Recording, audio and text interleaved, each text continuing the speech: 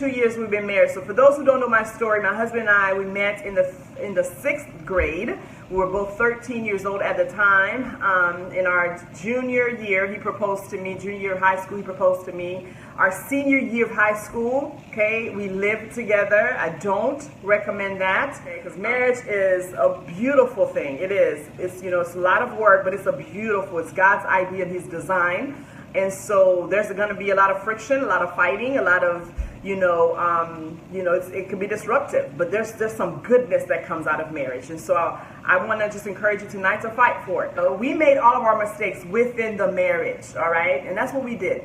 So there was a lot of dysfunction. If you don't know my story, I'm very, very open with my story just to help people. That's what this is about. Now, even in the word message, the first 4 letters, guys, put it in the comments for me, is the word mess. Okay, so for you to have a message, right, you have to go through some mess. And those are the most anointed people. Can I talk about it? Those people that's been through something, that has a testimony, those are the ones that can really, really help people. I'm not saying if you ain't been through nothing, you can't help nobody. That's not what I'm saying. Hear me out. What I'm saying is, don't be ashamed of where you came from. Don't be ashamed of your story. Because thank you for writing that in. That's powerful, right? So understand that your mess will become your message. So never be ashamed of it. It's the first thing that I did not know when I first got married. Nobody told me. Nobody sat me down. I didn't have a mother that gave me, all these good nuggets about marriage, all right? So now I am commissioned to give it to you because no one told me, right?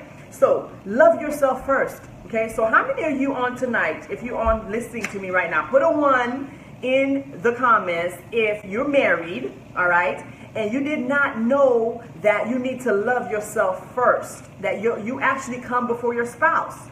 Like you need to I didn't know that, you guys, all right? Not only did I know that, but I really made a mess out of my marriage in the first few years because I was so consumed. Hey, Maria Reed, I was so consumed by my marriage. I was so consumed by my husband, right? I was so consumed of, who he is and where he was and what he was doing that I forgot about me, this pretty old girl. Right? I didn't know how to love myself. Hey, Tracy, how are you tonight? I didn't love myself. I didn't put myself first. I got so engulfed in my marriage. I got so engulfed in the entity of marriage, which is great, but I forgot me, right? I forgot me. I didn't save myself first. So if you're in a marriage and your marriage is dying, it may be because you did not put yourself first. That's why when you go on a plane, they tell you, they give you the instructions. The first thing they say is, when the mask comes down, you put the mask on your face first. You save yourself first. It's important, okay? It's vitally important that you save yourself first, because this is what happens. This is what happened to me. Because I did not put myself first. I was not whole for my husband. All right? I was not whole for this man. I couldn't be because I put the kids before myself. I put my husband before me, and I was broken. I was broken. But one day, and it wasn't too long ago, guys, okay? It wasn't too long ago. This revelation just hit me about 5-6 years ago, right? I said, wait a minute. Let me put myself first. Let me take care of me. Let me do something for me, because for years I took care of everybody else and forgot me. I have lost myself in my marriage. So I'm telling you tonight, make sure you save yourself first. And what this is going to do, it's going to be better for your family. That's what it's going to do, because now I can tell you I'm a better mother because I put myself first. I'm definitely a better wife because I put myself first. I remember in my marriage, my husband told, oh, this is so good. If you have not shared, please go ahead and share it right now, all right? My husband told me these words, guys. Hold on, let me count them. 3 words. Changed my life. Are you ready? I want somebody to write in the comments, because if your husband's telling you these words and you have not, you've not heeded to him, you need to. This is what this man told me. He said, you need to get a life. Get a life is what he told me. How disrespectful is that? Total transparency tonight. The Real Wives Club is in the house, guys. This man told me to get a life. And guess what? Alex was absolutely right about it. He was right. I didn't have a life. I was so consumed about what he was doing. You know, I was so consumed about, you know, where he was and, you know, when he was going to go out and the clothes that he bought for him and the motorcycle that he bought for himself. And, you know, I just made, you know, I was just like, oh my gosh, you're doing all this for you. And then I never did anything for myself, right? I spent so many years complaining. So wives, hear me at the sound of my voice. You listening to me tonight? Okay? So if you're there, and you're not taking care of yourself, but yet you complain about what that man is doing, stop. All right? Stop it. Invest in yourself. And when I started to invest in myself, this man started looking at me differently, ladies. All right? Hey, Clinton. When I stopped worrying so much about that man, he started paying me attention. Isn't that funny? Come on, ladies. Isn't that funny? Because this is what a man don't want. A man don't want a nagging woman. A man don't want an insecure woman. All right? A man want a woman that is confident. All right? That is sexy to him. Right? That is attractive to him. When you can look at yourself and say, you know what? I look good. You know what? And just be confident who you are. It makes him turn his head. It's like, whoa, this woman know who she is. You know, and so now my husband appreciates me more because I am so confident in who I am. But it took me realizing, like, you know what? You need to do something with yourself. You know, and it was never about me doing it just to, you know, for him to get the attention, for him to give me attention. It was really about me. You know what I mean? It was really, truly about me. So you need to get to that place. If you're not there yet, make it about you. Listen, be selfish a little bit. I'm telling you. The man is going to appreciate you so much more. So I give you permission to be a little selfish with yourself. Point number 2. And this was huge. If you were like a nagging wife like I was, I'm just telling myself tonight in hopes to help someone. I was one of those nagging wives, right? And the Bible talks about that. Number 2, support him even if you don't understand. Okay? Support your spouse even if you don't understand, okay? And this is where that relationship that I like to talk about comes in, that you have to trust your God, you have to trust your Creator, right? How many of you guys, put a 2 in the comments if your husband has ever came home, or your wife, if you married, your husband or wife comes home with these ideas, right? And it's like, put a 2 in the comments, and as soon as they start telling you these ideas, you're looking like, oh, and your mind's already going like, oh my gosh, we don't have the money. This is not going to work. This is a crazy idea. You know what I mean? Like, have you experienced that? Put a 2 in the comments if you've ever experienced that. Well, I have several times. My husband will come with these elaborate ideas or, you know, what he wants to do with his career, and I didn't support. You know, instead of me saying, okay, baby, let's pray about it, or instead of me saying, okay, well, let's talk about it a little bit more, I completely and utterly shut him down. Okay? As a wife or a spouse, do not do that. All right? Don't do that. Hear them out and support them. And then trust the Father to take care of it. Right? That's what you have to get to. You have to get to the point to where, you know what, honey, I may not understand it. This is the words, the exact words. Babe, I may not understand it, love, but I support you. Because that's what a man needs. He needs to know that his wife got his back no matter what. He needs to know whatever he comes home with, whatever idea he comes home with, he needs to know, hey, babe, he needs to know that you support him. And you don't need to understand. That's not your business to understand it. Okay? Your business as a wife is to support the man. And then trust God at the end. You know what I mean? Like, take all your concerns and how you feel to the closet. All right? Take it to the closet. Talk to that husband. All right? Because the earthly husband may not understand your concerns, but when you take it to your Creator, your God, then that's when you get peace, right? Post the other day, and I titled it, you know, don't leave when it gets rough, because people go through different seasons in their lives, okay?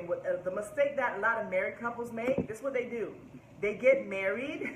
I love it. They get married and they think that the person is going to stay the same person they said I do to at the altar.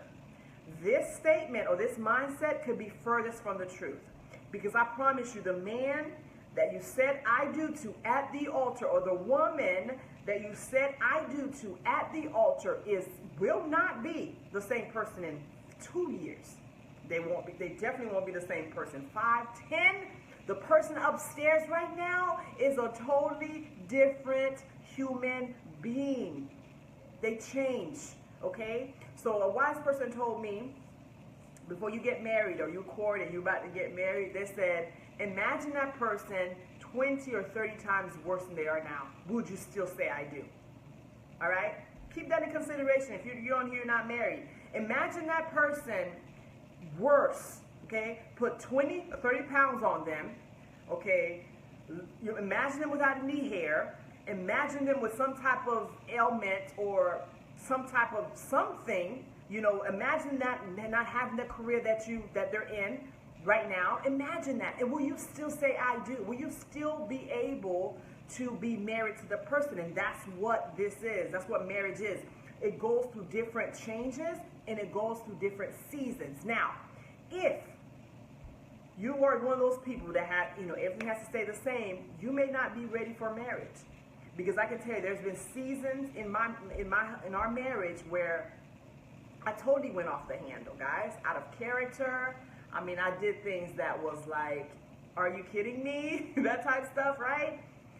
I can't even imagine if my husband would have left me and it was just a season in my life. Are you understanding me?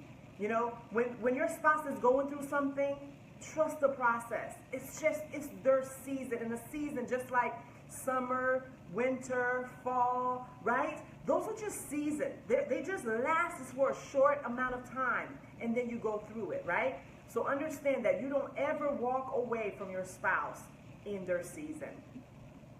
All right? Don't ever walk away from them in their season, because I'm telling you, if you stay with them through that rough time, there is a blessing that's waiting for you.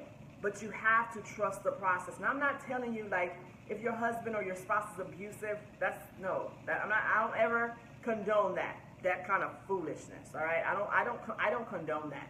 If you're in an abusive relationship, even if it's emotional abuse, I don't condone that. This is always my last, and I got this revelation a few years ago. If loving him is killing you, that's when you leave.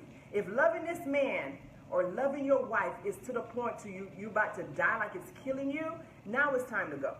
You understand? Now it's time to say, you know what? Let me reevaluate some things, because your life is so much more. It's precious. You know what I mean? And a lot of times people have committed suicide because they've allowed another human being to emotionally drain them to where they take their lives. I don't agree with that, okay? But at the same time, if your spouse is going through a season where, let's just say, let's go deep. All right, let's go deep. Let's go deep today. If your spouse is going through a season where he's watching porn, okay? It's a season. All right, stop playing. It's a season. If your spouse is in a season, he said, you know what? I want to take up, I want to start drinking, or whatever. I don't know. Whatever your story is, I don't know. Or if there's a season where he's not working, he lost his job and he's just sitting around the house, and the money is tough, okay? Understand, it's a season, all right? It's a season. Don't ever walk away from your spouse during a season of their lives, because you never know what this person is going to become, right? And I look at my husband now. Oh my God. Oh my God. And I just can't imagine if I would have gave up on him during his hardest times. He went through some hard patches in his life. He did. But I stuck with him, and he stuck with me through my rough patch. Now, we're building something great together. So I encourage you, because there's a lot of people that have reached out to me after the live we did yesterday, and I can tell you right now, this is the time where you support and you love your spouse the most. I'm telling you, because there's a blessing that's coming. And if you give up on them right now, you're going to miss out on that. You're going to miss out on that. Somebody else won't get your blessing. Because you put in too much time. You understand? Like, I put too much time in with this man for me to just walk away in a season of his life. You don't do that, okay? You go through the season, that better or for worse type thing. That's when it comes in, for better or for worse. Did you guys get value tonight? Did you guys get value? I hope you guys did. Thank you for joining me tonight. This was fun, so impromptu. I love talking about marriage. Like, so many people reached out to me privately last week, and you're welcome to do that. You know, like I'm called to talk about marriage, you know, and I always tell people, you know, God allowed Alex and I to go through so much in our marriage so we can help other married couples, you know. He allowed for so many things to happen with our family, you know, so we can be the ones to help. We said yes to the call, so we can be the ones to help a lot of families stay together, okay? And two, I really can't imagine if I would have walked away during a season, and what God is doing now in our family, I cannot even imagine me missing out on that. You know what I mean? Like, I really can't. So I'm just so glad that I stayed in the ring, man. I stayed in the ring. I stayed in the fight. So I'm encouraging you tonight to stay in the ring. Not saying, here it is, the last bonus right now. Not saying that there won't be any more fights, okay? I'm not a fool, all right? Not saying that everything is perfect and it's always going to be perfect. Are you kidding me? I know who my adversary is. I know who I'm fighting, right? But I'm telling you, I understand, I know the strategies of marriage, right? So I know when the fight comes, I know when the storms comes, I know when the different season comes. I know that it's just a test and it's just a season. So I'm encouraging you tonight that if you're going through something, please understand it's just for a season and you hang in there. And if I can be of, you know, if I can serve you in any way, please reach out to me. I would love to pray with you, talk to you, hear you out, whatever I can do with you or help you. Please know I'm always open to do that. All right, guys, I love you guys. I'm gonna head upstairs and be with my man. All right, so I love you guys, and until next time, bye bye.